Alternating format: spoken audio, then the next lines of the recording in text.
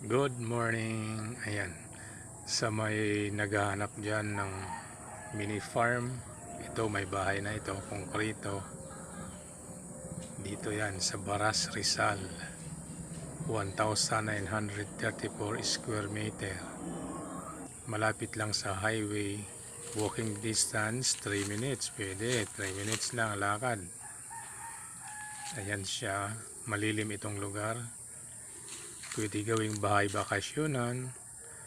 Paikot dyan, may mga bakod, nakabakod ito.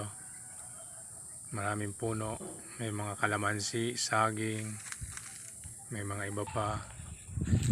Ayan, maganda rito kasi malilim, tahimik ang lugar dito. May kulungan ng baboy, may septic tank, ayan siya. Tapos may mga puno ng mangga. Ayan, yung mga mangga, marami yan. Ayan, malawak. Kaya maganda dito. May mga manok din, pwede mag-alaga. Ayan, may kalsada ito papunta sa highway. Malapit na malapit lang. Pasok ang ano dito. 4 wheels, kahit truck, kasyang kasya.